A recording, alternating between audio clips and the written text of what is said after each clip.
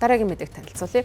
Европын 8 улс нийлээд эвсэл байгуулсан байна. За эдгээр эвсэл байгуулах гол шалтгаан нь бол заашгүй үүсч болох хямрал нөхцөл байдал бэлэн байх зорилгоор тухайн эвслийг байгуулж байгаа юм байна. За тэдгээр орнууд эвсэл байгуулах шалтгаанаа тайлбарлахдаа хэрвээ одоо Украинд өрнөж байгаа нөхцөл байдал их таймнаар дуусаж за Оросын холбооны ус ямар нэгэн байдлаар бол өөр хийх ажилгүй болох тохиолдолд бол эдгээр орнууд руу халтан давталж магадгүй ийм хямрал нөхцөл байдал үүснэ гэж харж байгаа юм байна. За тийм учраас бол эдгээр эвслийг байгуулах шалтгаанаа одоо тухайн одоо нөхцлөөр тайлбарлаж байна. За тэдний хувьд бол сүүлийн үед одоо Европын холбоо даяар бол эвслийн хүрээнд хямрал улам бүр хил дамсан шинжтэй нарийн төвхтэй болж байгаа учраас гишүүн орнууд болон Европын холбооны байгууллагуудад хүчин чармаалт гаргах юм шаардлага үүссэн гэж үзэж байна. За энэхүү одоо хямрал бэлэн байх зорилготой Европын хэмжээнд үүссэн энэ эвслийн дотор бол Бельги, Эстони, Финланд, Латви, Литв, Люксембург, Нидерланд, Швед зэрэг орнууд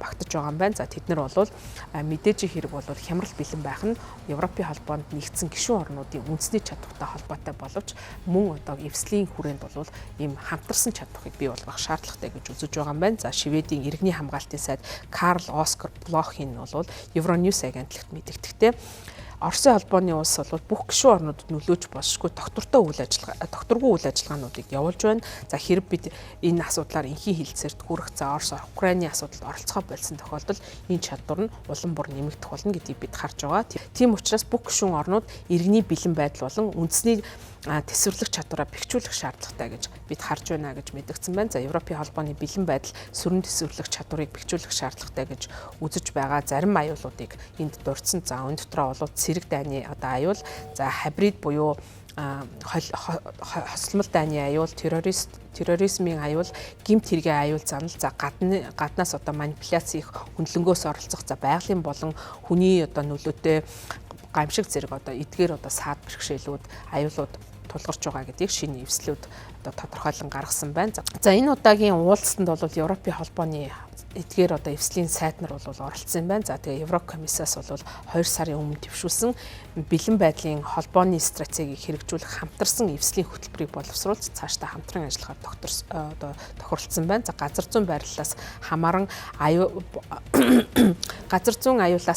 за мөн аюулгийн үнэлгээнээс шалтгаалаад хямрал бэлэн байх байдлын түвшин нь бол эдгээр орнуудад харилцан адилгүй байгаа. Гэхдээ бол Европын холбооны 27 гишүүн улсууд бол хоорондоо цаашдаа үйл ажиллагаагаа уялдуулах шаардлагатай гэж Европын холбоо ч гэсэн үзэж байгаа юм байна. За энэхүү одоо санаачлага нь Европын гишүүн орнуудыг нэгтгэж за иргэдээ бол 72 цагийн туршид бол ямар нэгэн байдлаар хямрал нөхцөл байдал үүссэн тохиолдолд амьд үлдэх ийм нөхцөл байдлыг бүрдүүлэх юм байна. За үүний тулд бол эдгээр одоо 72 цагт хэрэгтэй иж бүрдлийг бий болгох юм уриалга явж байгаа юм байна. За энэхүү одоо иж бүрдэл хэрэгсэлд бол хоол хүнс, ус, эм тариа, зөөврийн радио, гар чийдэн, нөөц батарей, цэнэглэгч, бэлэн мөнгө, эмийн одоо жор, сэлбэг, түлхүүр, за мөн дулаан хувцас, олон үйлдэл хутга зэрэг болон одоо чухал хэрэгтэй баримтчгуудын хуулбар зэргийг бол ийм багц болгож хадгалах ёстой гэж хямралын бэлэн байдлын Европын холбооны комиссар